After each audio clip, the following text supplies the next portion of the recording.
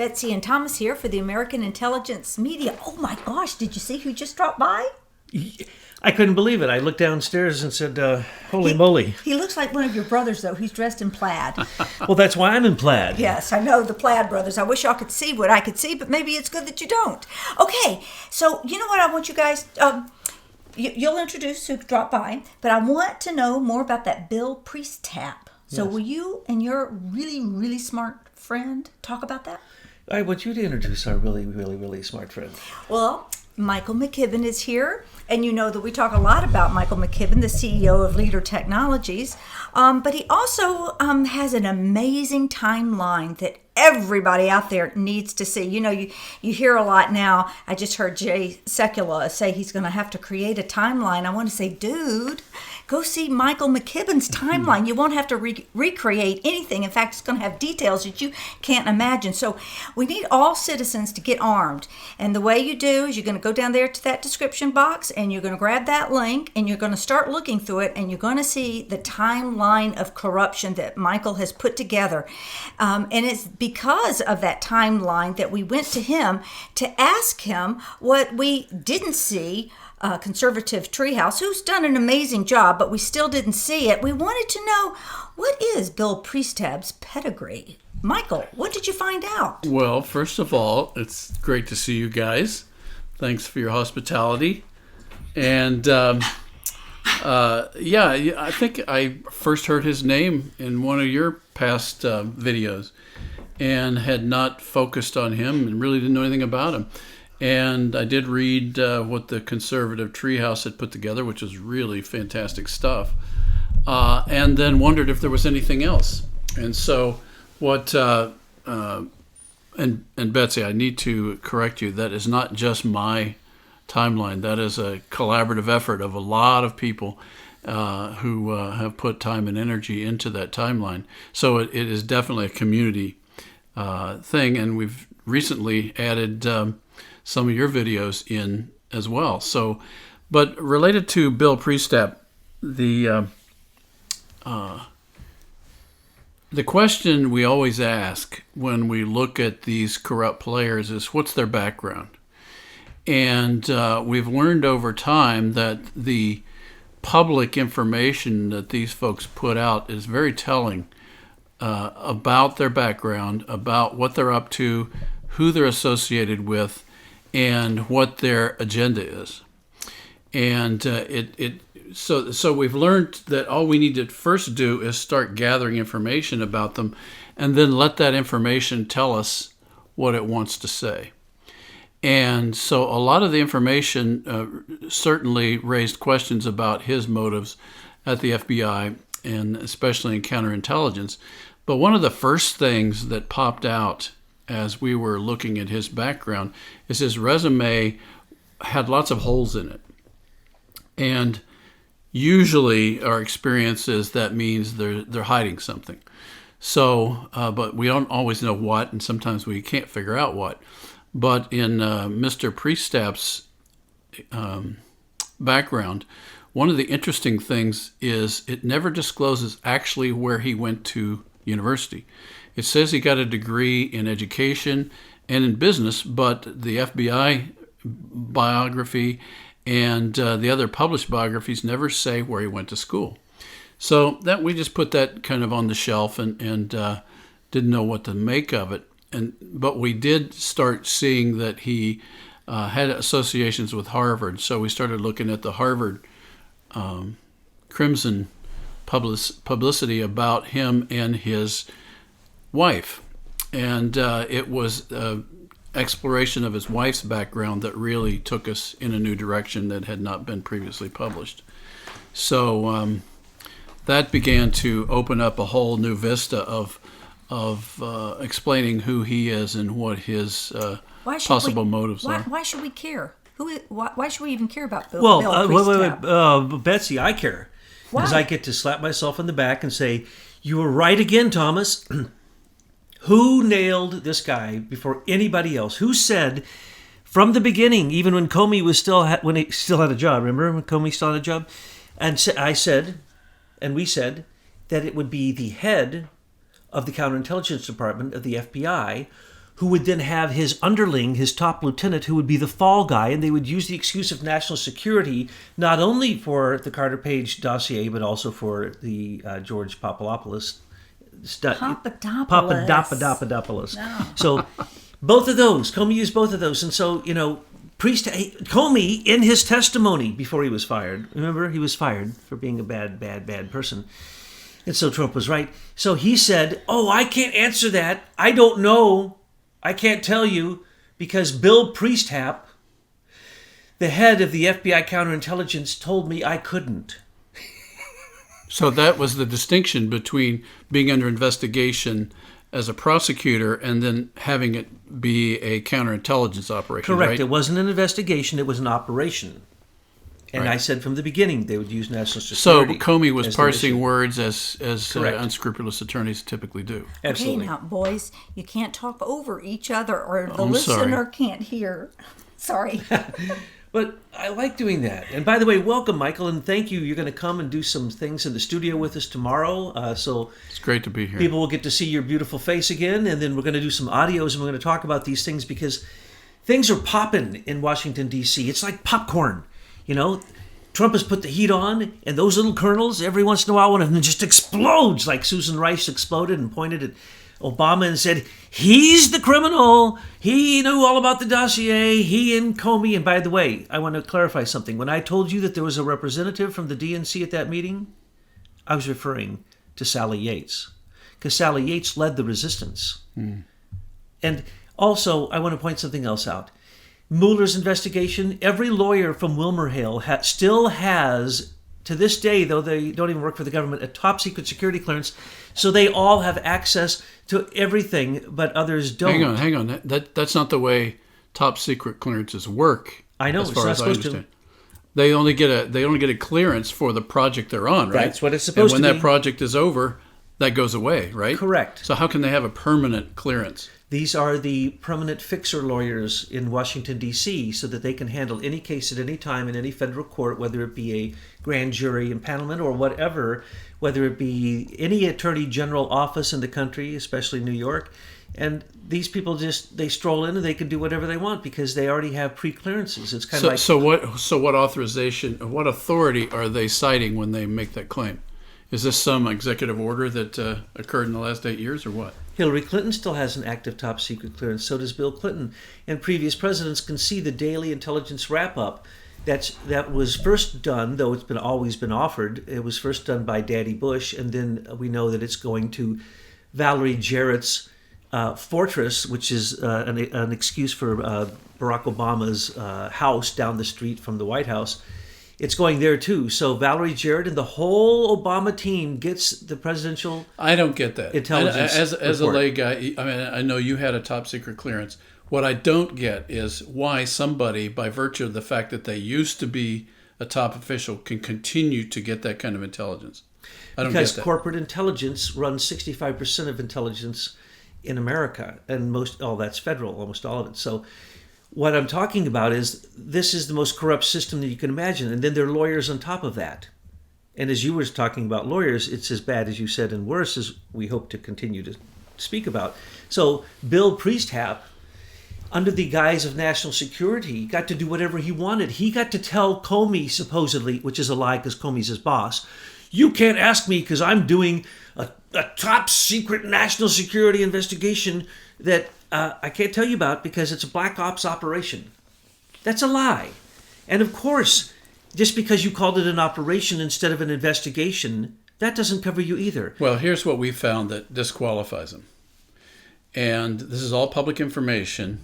What we basically found is that Bill Priestap's wife is connected with the deep state folks at Harvard, and specifically his wife's father, who funded a program called Harvard X at Harvard, and it's part of this program that's been implemented throughout the university system called M.O.O.C, M-O-O-C, which means Massive Open Online Course.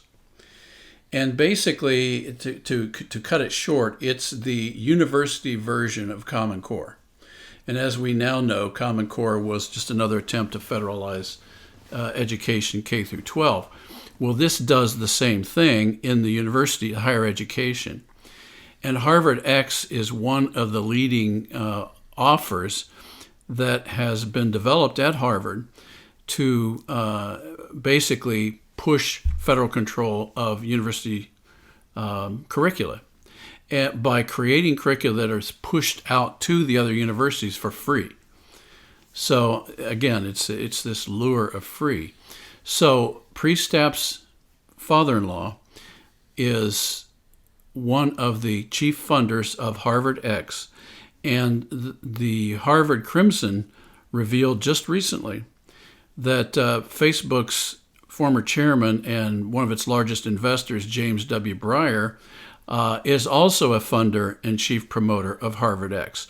So this ties Facebook, their relationships with the NSA, their relationships to IBM, to James W. Breyer, who we know in 2004 was the chairman of the National Venture Capital Association, along with Gilman Louie, who is still the CEO of CIA Incutel, and representatives from Fidelity, from Vanguard, from Kleiner Perkins.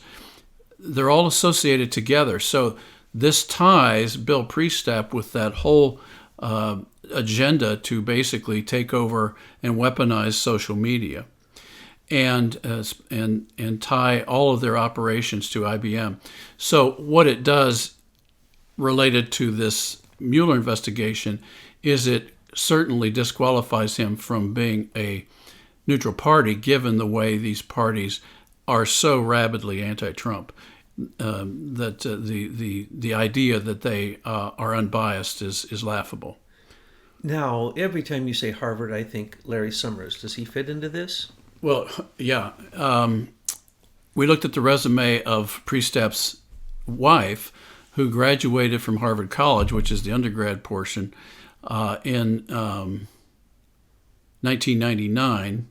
And then she got an MBA in 2005, and then was immediately propelled to a senior advisor position at the FBI, immediately following leaving Harvard. So she got her MBA while Larry Summers was there with Mark Zuckerberg. So is Bill Priestap, does he have Facebook? Was he a Facebook insider that he actually cashed in like Larry Summers and all his gang that was there, Uri Milner and Sheryl Sandberg and the whole group that you had all this direct contact with, because they were part of the group that stole your stuff? Here's the problem with Priestap. He's got this number 3 position at the FBI. Now, normally when somebody joins an agency like that, they have to go through a vetting process and a confirmation process whereby they submit a written statement about their background with their resume and all of their key relationships, and they also submit a financial report. That's common practice. Mueller did that, Comey did that, we can see those. But Priestap's is not available. Nothing about his background is available in the public record that we can find. Well, then, as you know, as you were earlier describing, the kind of grooming of lawyers and these fixers who are placed into very, very high positions. So then it looks as if Bill Priestap is the perfect example of that, coming again out of Harvard. I don't know why so much evil has come out of Harvard, especially that you yourself have had to confront, and your son went there. So you know Harvard intimately. I know Harvard intimately, and it's a very odd place. I used to be a fan. But given all of the negativity that we've seen and all the, and I'm going to just say it, pure evil that's coming out of that university, you got to wonder what's going on there. Well, Larry Summers, look at, if you just track, and you have so well with your timeline and with all your articles, look at Larry Summers' evil. He was the head of Harvard, wasn't he? Was he the chancellor? He left the White House when Bill Clinton left office. Summers went immediately to be president of Harvard. And the other day, somebody asked me the question, well, we were talking about Genie Oil Company in the Golan Heights, which is the reason why Israel has captured the Golan Heights and is at war with Syria, because they have captured Syria's land. And why? Because Genie Oil is being put there. And I said, that was Nathan Rothschild. And of course, it was, your same old usual evil characters. And it was Dick Cheney. And I thought to myself, and there was one more really evil person. Who was it? And I couldn't think of it. I looked it up. Who do you think it was? Larry Summers. Really? Yeah. He's always where there's evil, that guy. But anyway, going back to the story here with Bill Priestap. Priestap was obviously groomed to be either the next, second in charge or first in charge of the FBI, or they flop back and forth between the DOJ and the CIA if they wish to. And then they go out to, of course, law firms like Wilmer Hill that's completely illegal, serving people who are enemies of America, or they go to one of their hedge funds, or they go to Lockheed Martin or Boeing, and then they go to HSBC. So these guys rotate in and out. So we're talking about McCabe, Rosenstein, we're talking about Mueller and Comey, and they were the same people in 1993 who started to work with controlling encryption in America, and then later right, and with Highlands colluded Farm. with IBM. And if it was up to me, I would put it just in very simple words. Your invention was stolen by IBM, which was basically, has always been a monopoly that was run by the government and certainly supported and sanctioned and given money all the time and no bid contracts constantly. So when IBM, well, if you go back, Eclipse Group stole your stuff, to me, that is where the Miller Act needs to come in and just say right there, no more patent theft. Anyway, sorry, I got distracted. Well, but wouldn't Bill Priestap, shouldn't he be investigating patent theft instead of creating a dossier to go after a sitting president? I'm sorry. I told y'all not to talk over each other. Oh, did I do that again? Sorry. Sorry. No, I did it. I was probably waving my hands, and when you're not, you got to sit over here close, Betsy. Well, when you tend to control me, you know that. When you go back and look at the history of IBM and you look at their history coming out of World War II, one of the things that's come up recently by a number of our investigators is the fact that besides IBM providing the calculating equipment that basically cataloged the Jews and the Gypsies and the homosexuals and the Poles and the Russians that managed the camps, the death camps, most people don't realize that in addition to us bringing over German scientists to run our space program, we brought over, according to congressional testimony, something like 1,000 German scientists that got involved with the CIA's MK Ultra program and also were employed by IBM. So it looks like IBM has never really changed its stripes from its inception. And so they've been injected into the whole intelligence world right from day one. And so as I entered the workforce and began doing software development in the early 90s, I started encountering IBM myself, and of course I just thought they were another company out there competing for business. What I didn't realize is that they were rigging the system and had the system rigged, and it was the intelligence world that basically was going to use IBM and then Microsoft to basically be the platform whereby they could create this global weaponized communication system. But was Bill Priestap involved in the group that sat around, that was the same group that went after you, but just a little bit earlier? John Podesta, Robert Mueller, James Comey, Rod Rosenstein, James Chandler, Michael Kappa. Who's your guy from the ICANN? What's the Stephen Crocker? O'Neill, and then we know Bill and Hillary Clinton. We have to insert them because of Rose, and Rose Law Firm represented all of these patents that then, as you say, turned into the intelligence system, that turned into the backdoors and the zero-day programs and the mechanical engine set on top of every Intel microchip processor has one that overrides it and has remote control. And as you brought out, and your researchers, amazing researchers with Americans for Innovation, that you discovered the patent for the Internet of Things. Now, wasn't Bill Priestap on his perfect little path of being prepared like a how do you say his last name? Barara. Brahara. And just like a Duval Patrick, These guys are simply being placed in one job after the next. They are not qualified for. They don't do a good job, but then they go on to a bigger and better job next. They are literally, they are being prepared. They are groomed. Somebody already has it planned decades ahead of time. Right. And, I mean, what does... don't get me started. Anyway, these particular people are still the same people committing crimes. They're the ones committed crimes against you. Was Bill Priestap back there? Well, let me those days, answer in the that 90s? Briefly. My gut says, of course, he was. I'm thinking he had to be. But we don't have the actual evidence because somebody has removed his confirmation hearing records. And a lot of other records, you said. Yes. Just wiped clean. Right. As he's being prepared to being another 100% ethical, Boy Scoutish Robert Mueller and James Comey, whose impeccableness is beyond impeccability. No, these are lies. This is CIA disinformation. Well, this is you know, spin. the thing that became obvious as we started really digging into these relationships, especially these government agency people and their relationships with the private sector, and then with the executive branch, one thing just sort of popped out to all of us kind of simultaneously is, what's the definition of fascism? The definition of fascism is basically you allow your commercial enterprises to continue to operate on a profit-making basis. You just have to do what the dictator wants. Mm-hmm. So that's this unholy alliance between government and commerce.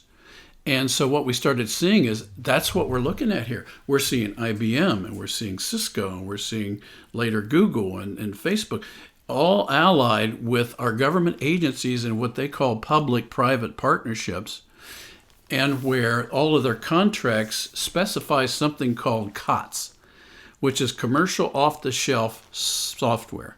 And so the idea makes sense. It says, why build it if you can buy it? But the problem that we now see is that was the excuse, the universal excuse for the government to go to the private sector and say, well, we're just going to buy off-the-shelf IBM stuff and off-the-shelf Cisco stuff and off-the-shelf Oracle stuff because it's cheaper than us building it. And so when we bring these companies in, of course, we've got to give them top secret clearances because they're doing top secret stuff. And that's how you bring your buddies into this public-private partnership, which is the definition of fascism. And so what it really became clear is all of us guys out there trying to compete in real business, we had our hands tied behind our backs because we were competing with people who were going to win. There was no question, and we didn't get that memo. We didn't get the memo that you're never going to win. But we're told that we have free enterprise and that entrepreneurism is what we should be doing. But in fact, what I was facing was a situation where the only time these guys bring in guys like me is when they get stuck, and their lack of creativity is a stumbling block. So they bring us in, they make us think that we're going to get a good contract, but all they're really doing is sucking our brains dry. Oh yeah. And then if they can't get it legally, they just steal it. Trade by sword, it was called. Imperialism of the Dutch and the British East India Company, which actually started in Germany, which actually went back to Venice, because Venice and the bankers of Venice provided for the Crusades, war. They provided for war on both sides, and they held your gold while you went to war, and if you happened to die, they kept it. So this basis then became a type of imperialism that raped the world, raped the known world, and even the Dutch East India Company was stronger than the British entire fleet. Same thing with the British East India Company, much stronger than the British themselves. As a matter of fact, the British learned from them because that type of imperialism caused the first American Revolution, right? So that type of corporate imperialism, I had never really got it until you just said it. It is just basic fascism. It's just that the oligarch, the dictator, the whoever, the elite are on the side of corporatism, right? Instead of like in Russia, where right. It's just a mafia. I mean, look at some of these companies. Their stock goes up every year for 25 years. Give me a break. Oh, that only happens if it's rigged. Oh, how about Mueller's Melon Optima, which each year gets returns of what? Is it 38% or something like that? Or the one that Comey's in, what's he in? Bridgewater, which also has like every year, high 20% returns. Wait a second. That can't be possible unless you have insiders who not only are breaking the law and know the law so well they can break it or find the loophole, but listen, this has to be insider trading. So I would say all of WilmerHale, with their top secret security clearances, is the worst industrial espionage. And that no doubt the reason you have not seen Bill Priestap's name coming after you for the last 17 years, because you've seen all the rest of those criminals and people like Chandler no one even knows, is because Bill was probably, hiding under national security guise again, and for all you know, he could have, specifically focused on you. He could. I mean, because, or Christopher Wray. How does Christopher Wray not know that IBM is a monopoly? How could anyone not know Bell Labs is a monopoly? Right, and why aren't they going at any of them? They know they're monopolies. The government has subsidized AT&T more than you would be shocked if I gave you the statistics. I can't even give them to you because the statistics are so bad you would swear I was lying, and I do not have confirmed sources for them. But let's just say a good third of AT&T, Verizon, and Bell, Ma Bell, and Ma Bell broken into all the different states, Ma Bell. Well, that was just for a pension fund scam. And IBM, as you pointed out. And before it used to be Honeywell, and it was always General Electric and still is. And it was RCA in Britain, who through Serco now, called Serco, has many, many, many contracts. You wouldn't even believe. Someday we need to do a piece on Serco. But my point is, we have sold out America to everybody but to Americans. Right. And the people we sold them to are transnationalists. So Bill Priestap is supposed to be doing counterintelligence. Technically, the only counterintelligence he can do in the domestic United States is through a FISA warrant through Title I, where he actually identifies a spy. And he did so, Bill Priestap, I forget it, was it WB or Priestap? Yes, Anyway, they call him Bill.